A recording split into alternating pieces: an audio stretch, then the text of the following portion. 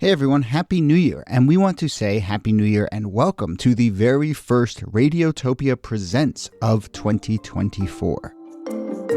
It's a series that we are truly excited about. It's called Shocking, Heartbreaking, Transformative.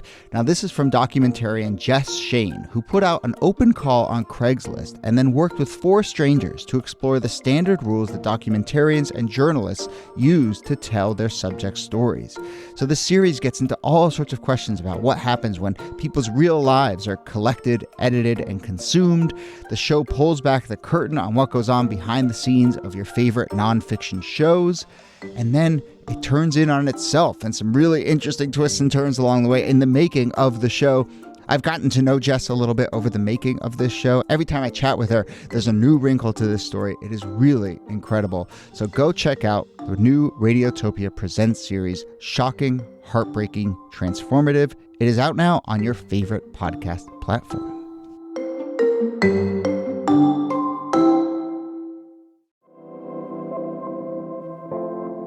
Hello and welcome to This Day in Esoteric Political History from Radiotopia. My name is Jody African. This day, July 20th, 1984, Vanessa Williams, the first Black Miss America, was asked to give up her crown because Penthouse magazine was set to publish nude photographs of Williams in which she posed with another woman. I guess we should say right away, we will get into this timeline, but these photos were taken before Williams became Miss America, then after she won the crown. They were sold to Penthouse, became this big scandal, and amidst this scandal, the Miss America pageant's executive committee unanimously voted to give the 21-year-old beauty queen 72 hours to relinquish her title. So, here to discuss the Vanessa Williams scandal, I think moral panic is the right phrase, nudity, race, female sexuality. It's really a real amalgam of moral panics from the early to mid-80s. A rat king of moral panics. There you go, exactly. That voice is Nicole Hemmer of Columbia, and also with us is Kellie Carter-Jackson of Wellesley. Hello there. Hello, Jody. Hey there.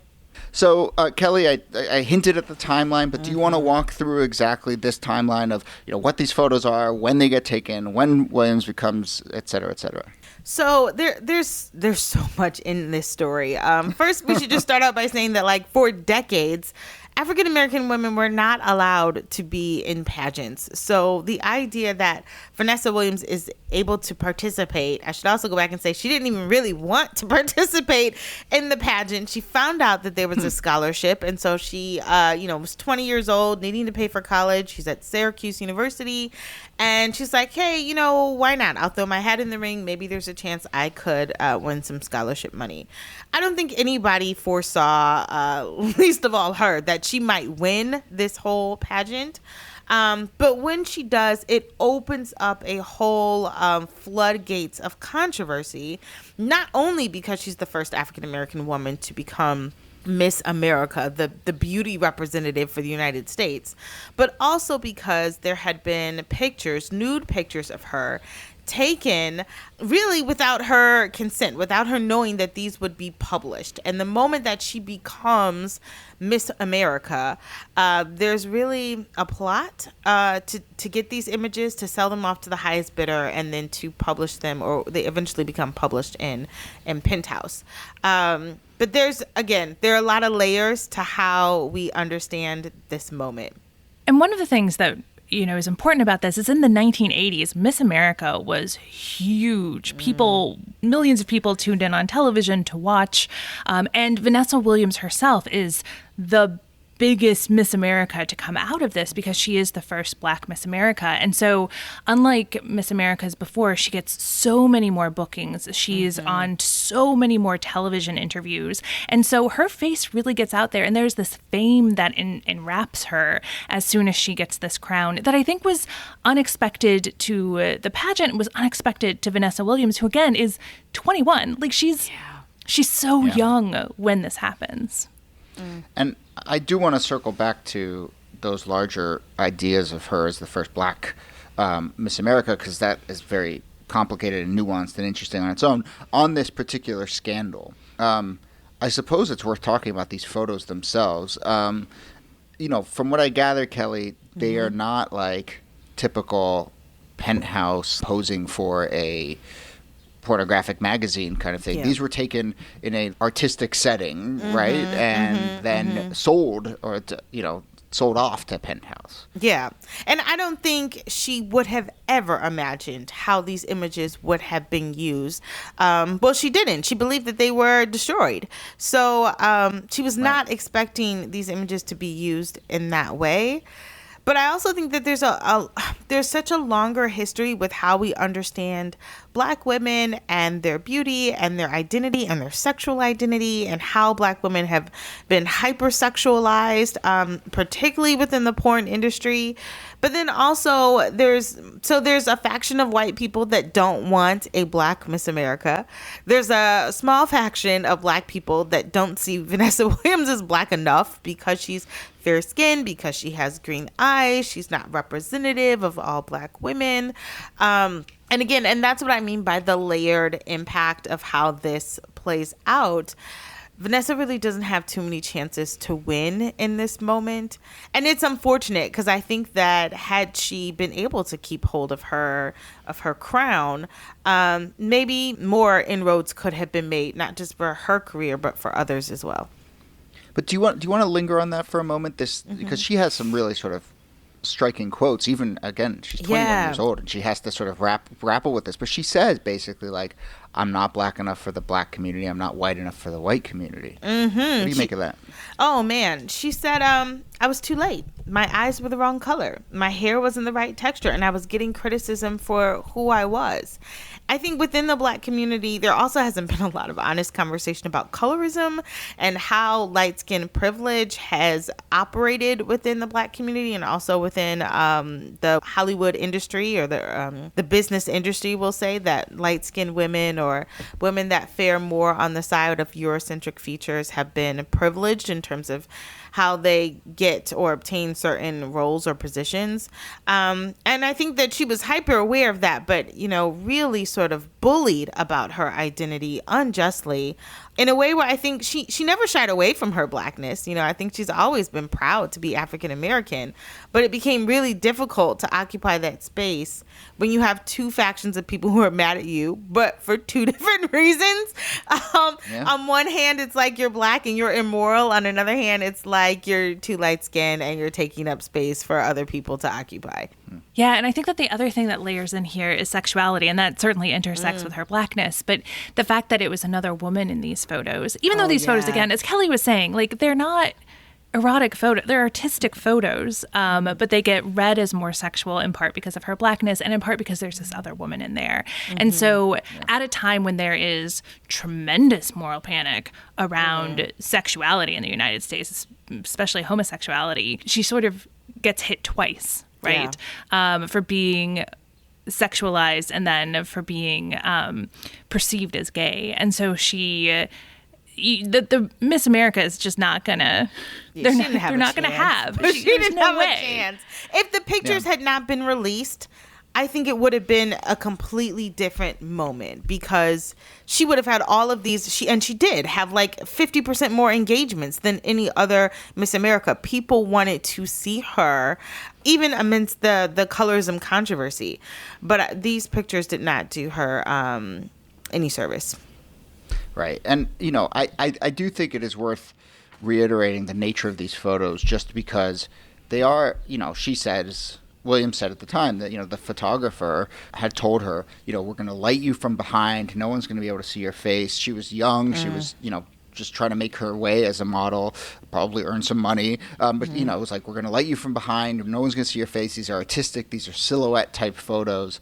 And she thought they were destroyed after the fact. Yeah. And so, part of me, I think the Miss America pageant and this ultimatum they issue deserves an enormous amount of blame, and in retrospect we can see that the sort of nature of that decision.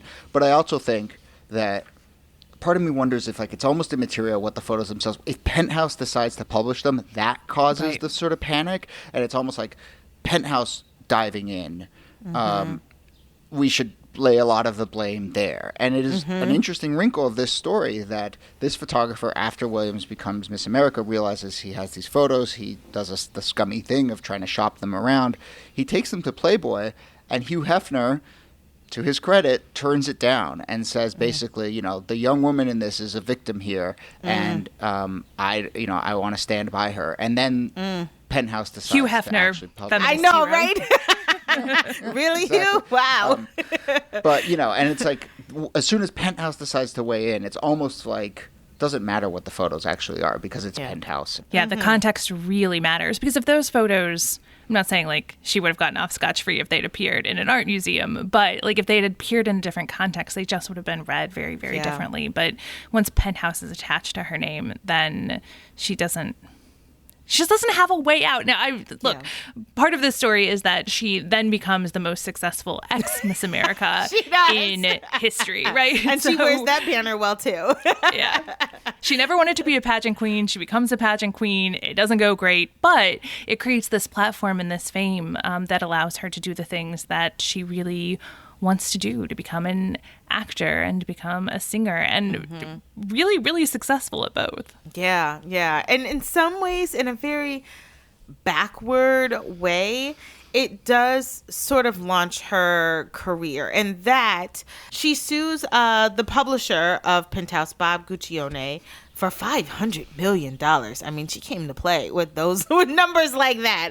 But later she drops the lawsuit. She basically says she just wants to put the scandal behind her.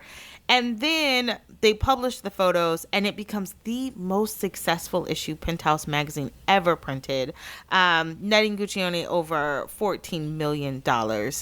She definitely should have got a cut of that.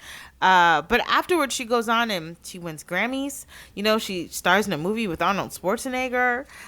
She becomes sort of the lead on soundtrack songs for Disney movies like Pocahontas, and she gets Tony nominations and Screen Actor Guild Award. I mean, she lands on her feet. But still, I can imagine that's a hard push into fame, and one that she was expecting for sure. I think you walk away from this story with a sense that she was treated terribly unfairly, but she was a woman who, even at a pretty young age, knew herself. She never said that she was embarrassed by those photos or that she was ashamed that she had taken them. She takes advantage of the opportunities that she's given. She pushes back and defends herself when necessary, and then she goes about her life. And there's a kind of self-assuredness there that is pretty amazing. As we start to wrap up, a couple little tidbits. I mean, one, I'm just struck by the self-seriousness of the Miss America board of directors or whatever. And look, a job is a job, and everyone should take their job seriously and so forth. But, you know, the fact that they have this emergency meeting and they issue this declaration and they give this 72-hour ultimatum, and then they have this press conference where they say, you know, where do we draw the line? This is this huge issue. You know, I don't know. I'm just struck by that. And it is worth noting that many years later, in 2015, the former CEO of Miss America makes a public apology to Vanessa Williams over all of this. One other wrinkle, which is, you know, I don't know. It's just a wrinkle. I don't know how much it means. But when she resigns, it is the first time in the history of Miss America that someone has been dethroned. But the first runner-up, Suzette Charles, becomes Miss America. Suzette Charles was biracial. And so I think it is worth noting that there's just a sort of interesting component here. And Suzette Charles is... I think she only has 7 weeks because of just the timing of all of this, but she's the Miss America, and you know, Miss America remains, for the first time in history, someone who's not just white. That's interesting. No, I think that's really good, because it's like, I mean, it just makes you think about who she is, and poor girl, she didn't get much of a chance either. But it's crazy. Yeah, she becomes the more esoteric part of the story. Yeah, I know. Exactly. Yeah, seriously. Well, someone tell the Suzette Charles story. Okay, well, that brings us to the end of the episode, though. Nicole Hammer, thanks to you as always. Thank you, Jody. And Kellie Carter-Jackson, thanks to you. My pleasure. This Day in Esoteric Political History is a proud member of Radiotopia from PRX, a network of independent, listener-supported, artist-owned podcasts. Our researcher and producer is Jacob Feldman. Our producer is Brittany Brown. You can get in touch with us with any questions or comments or ideas for the show. Email us thisdaypod@gmail.com, or you can find a form at thisdaypod.com. My name is Jody Avirgan. Thanks again for listening, and we'll see you soon.